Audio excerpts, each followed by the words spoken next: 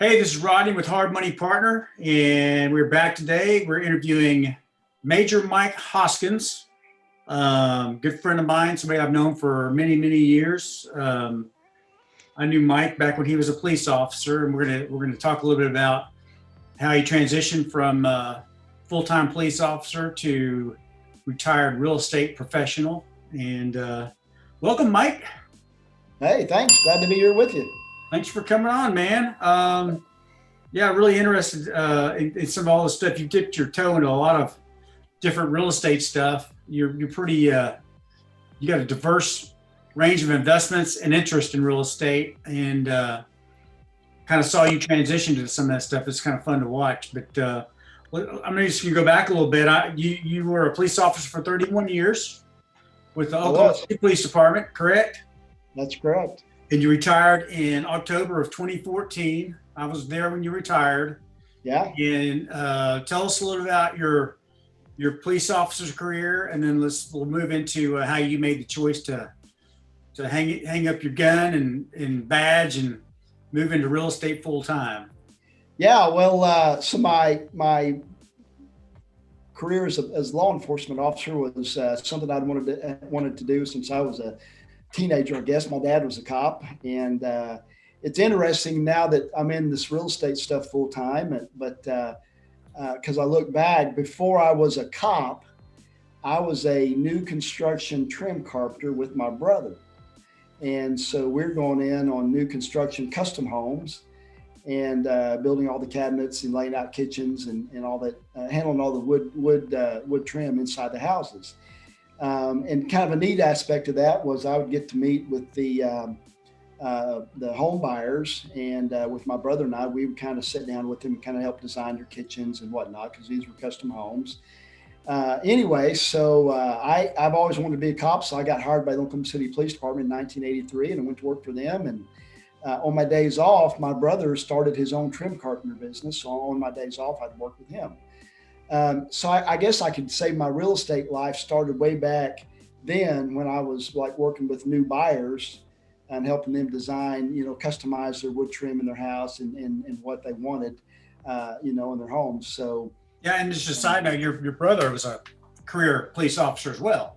yeah, that's right. He retired. He was out in Yukon for about 25 years. He retired as a major as well. So he's my twin brother. Both of us, rose up through the ranks to major and both retired as majors. So that's kind of cool. So nice. I was mentioning that you started off as a guy on the street and rose into ranks of major.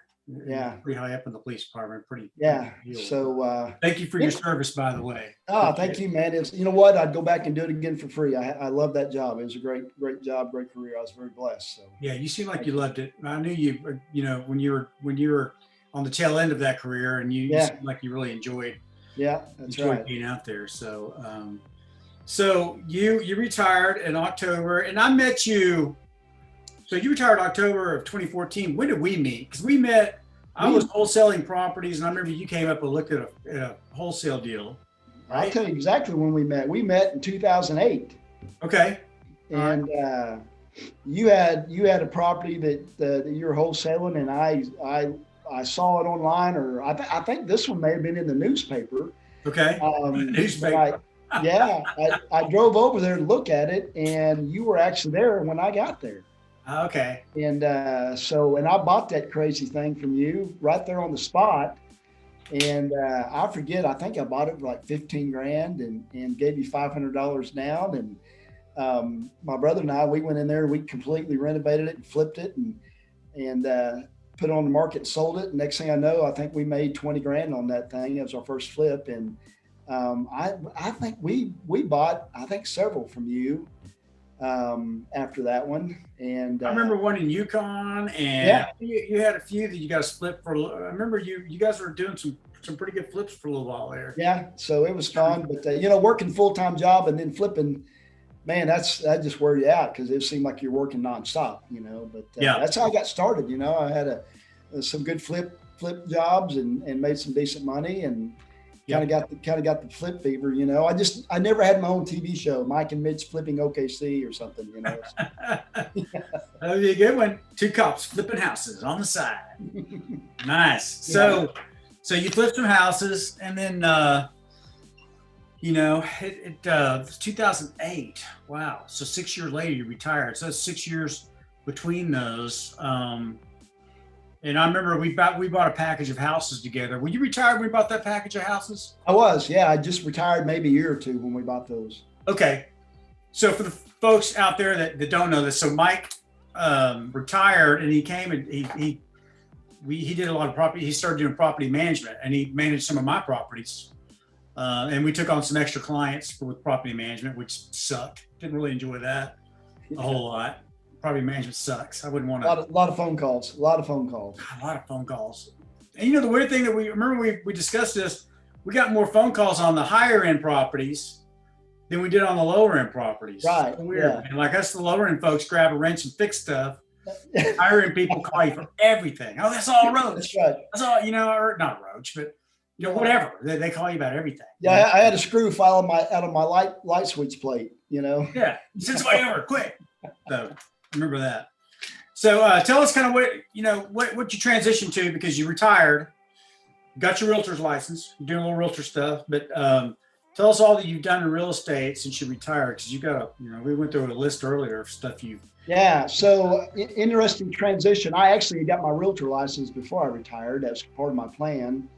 And then you may not remember this, so I'll refresh your memory. You and I, we went and had breakfast one morning. I was still working at the police department, and got to talking about maybe retiring. And next thing I know, you're like, "Hey, man, why don't you come on board with me?" And and I think you even sweetened up the pod a little bit, said, "I can give you an office." And so I was like, "Okay, let's do this deal." So I already had my realtor license, and I was doing some real estate stuff before I retired. Not real heavy in it, but just a few little things here and there.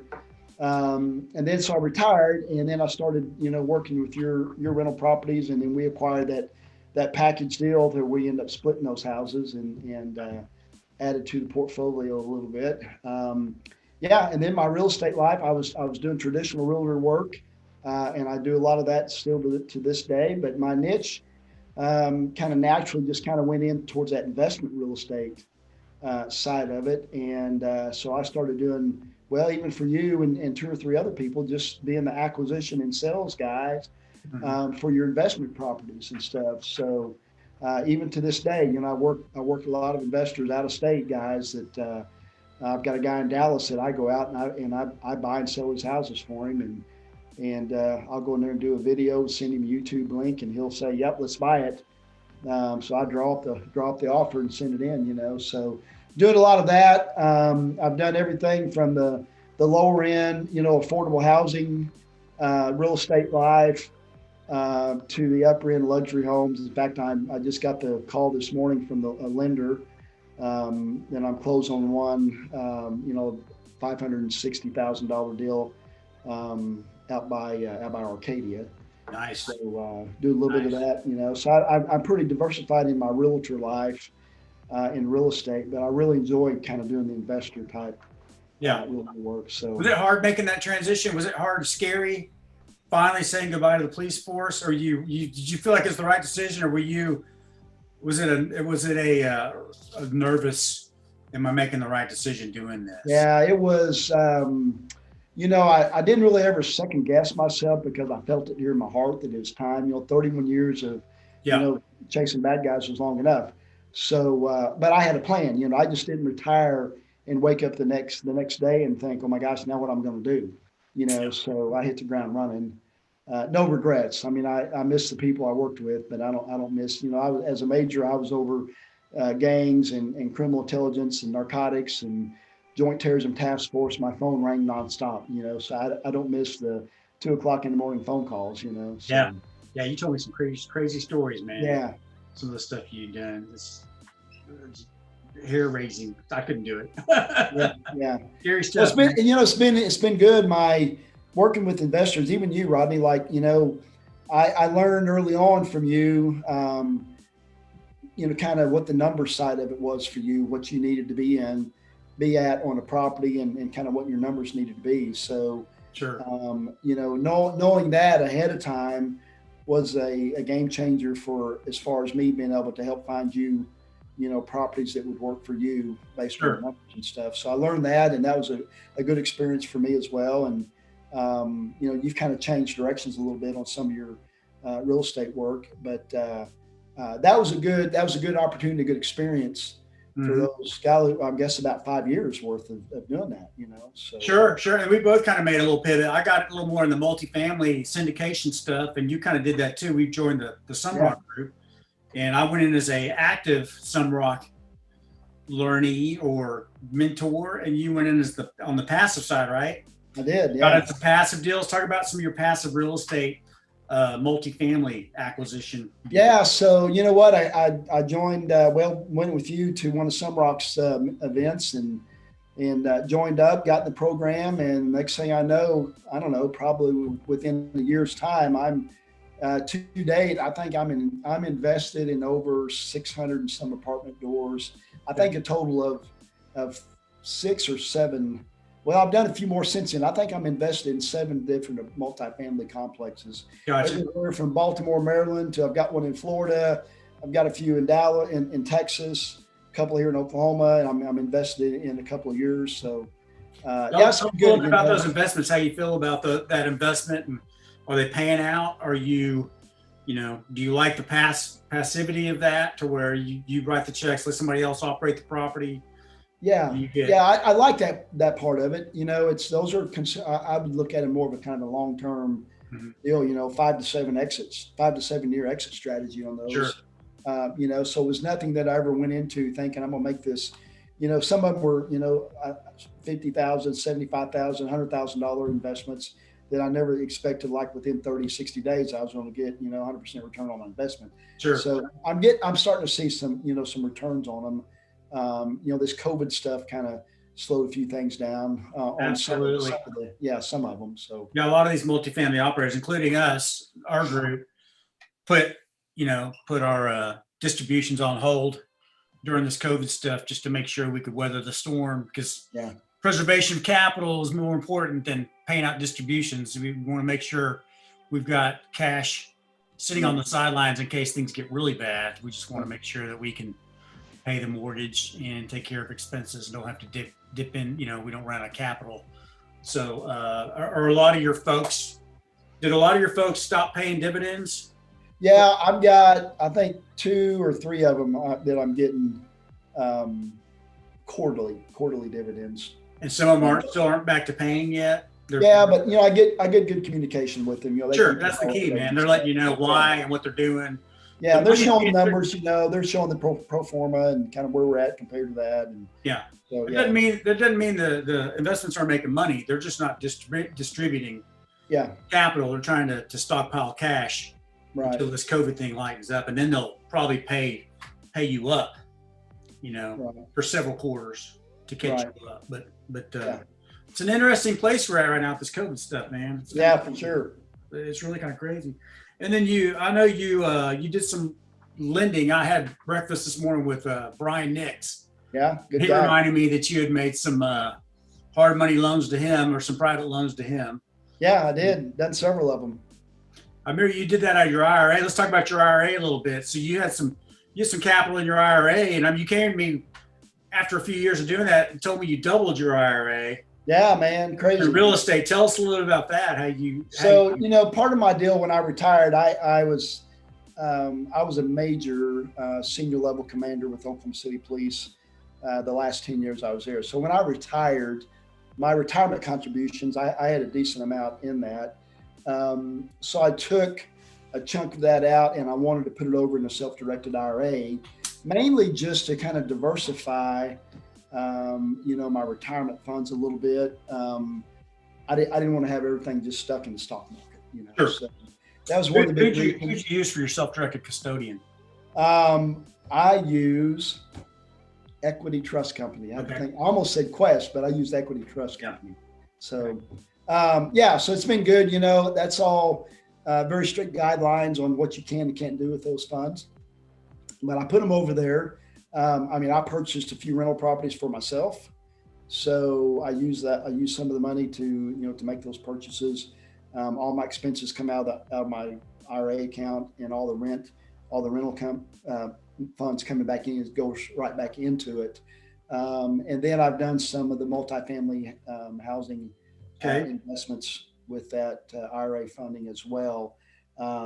So I mainly did it just because I wanted to use some of that money to have ongoing rental income coming in, but I wanted to use that IRA self-directed funds just for that. Sure. And you loaned some money out of there too. You made a lot of your loans out. Yeah, I did some hard money lending. Golly, I think I've loaned to, I think I had about 5 or 6 people. I had 2 or 3 of them that were pretty consistent, coming back to me for some lending and stuff. And so that was kind of nice to have those funds set aside to leverage for some hard money lending. So yeah, I mean, so here I am, about 5 years after I'd retired, and my that self-directed IRA account is doubled. That's pretty sweet. Just from the doubled in 5 years. That's pretty good. If you could double. Yeah, it's funny. I've got some friends of mine that they're big time in the stock market, and they tell me what percentage they're getting on their return, and I told them about my real estate investments, and they're like, wow, so yeah. If you could double your IRA every 5 years, you'd be sitting pretty. Yeah. You know what I'm saying? Yeah, no kidding. So yes, sir. Yeah, on the IRA stuff. One hard lesson we both learned is that when you invest IRA money in syndications that carry debt or in LLCs that carry debt, you get subject to what's called UBIT tax. And so that's one of the few investments that will open up your IRA to taxable income. You have to report to the federal income to the IRS and get a tax ID number for your IRA. And I didn't learn that until after I made a few investments, but it is what it is. Yeah. You learn. I probably won't do many more of those out of my IRA. But what you could do is roll yours into a self-direct solo 401k. And with the solo 401k, you don't pay UBIT tax on syndicated deals or LLC investments. So I don't know. Yeah, I need to look into that. I think we talked about that here a while back. I need to follow up on that a little bit and see. But you know what I just did? I just signed up. I'm taking mine from Equity Trust to Broad Financial, and I'm starting a checkbook LLC IRA. Oh, really? So yeah, so I'm in the process of switching it over, and what will happen is the custodian is setting up an LLC for me here in Oklahoma City. Once it's set up, we'll open a bank account under the LLC name, and then they will take that money from Equity Trust, and it'll all go into a bank account that I control with a checkbook.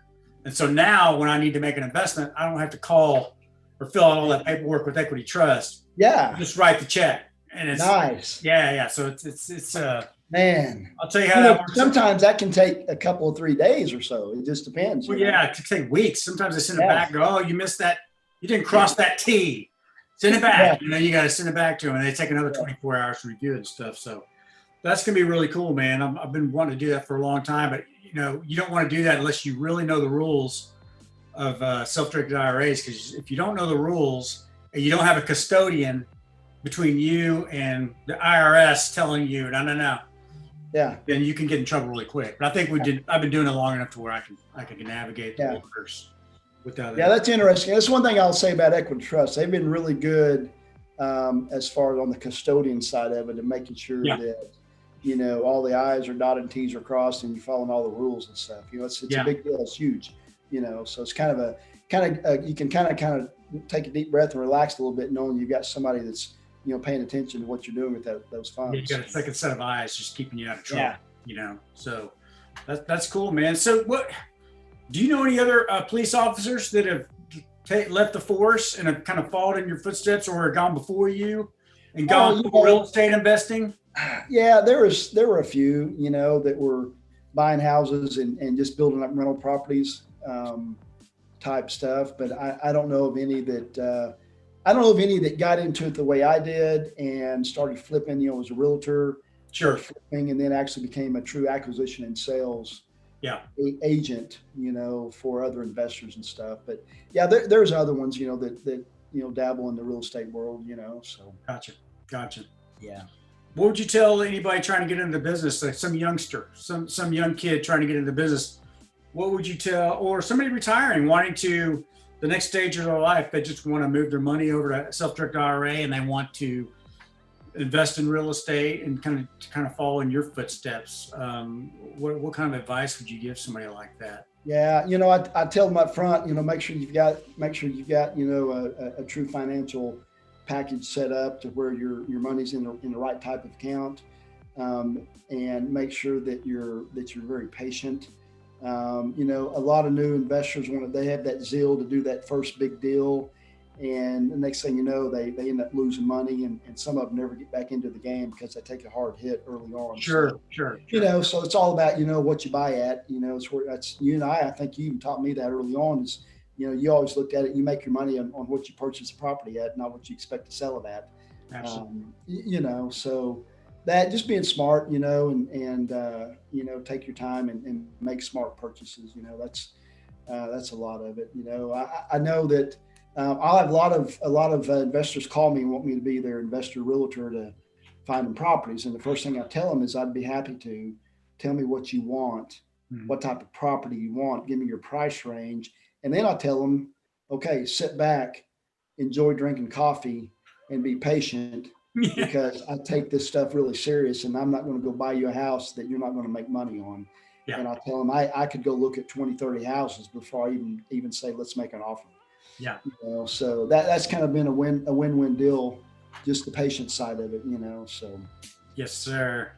Well, if people want to get a hold of you, would you be willing to accept, to help them out, let them contact you and give them some advice if they need advice? Yeah. Or, maybe this might go out to some of your police officer buddies. They might want to follow your footsteps or get into the business.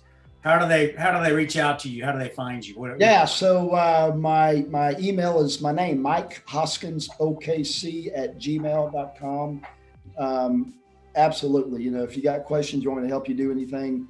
I've got such a passion for real estate and serving as an investor realtor. So anybody wants to reach out to me and ask me for help, I'd be happy to visit with you and kind of give you my professional opinion about what you want to do. And if you're looking for an investor realtor to go out and find your properties, be your acquisition guy, I've been doing that for quite a while now. So I've got several out-of-state clients and I'm still doing that for. So in fact, nice. I just closed on 4 last week from an out-of-state investor that I've bought him 7 or 8 properties so far in the last year. So yeah, this will probably go out to a lot of out-of-state investors too, and folks out of Oklahoma. Folks, Oklahoma is a great place to invest in real cash flow and real estate. We got low property taxes. There's just a great place to invest in little single family homes. They cash flow great, and it's just a great business environment here, landlord friendly. And I think a lot of people from other states, East and West Coast particularly, are really coming into this market, realizing how good it is. It's a great place to put your money. So, if you need help, reach out to Mike. He'll help you out. Local wholesaler guys or flippers, if you need help with acquisitions, reach out to Mike. And if you just need good information and you need some mentorship, call Mike. He'll help you out. So I'd love to. Yes, sir. Appreciate it, Mike. Good talking to you. And we'll check back with you here from time to time and get you back on the show and see how you're doing. All right. I look forward to it. Thanks, brother. You owe me breakfast, man. I do owe you breakfast. Yeah, that's right. Tell me. All right, man. See you later. Bye.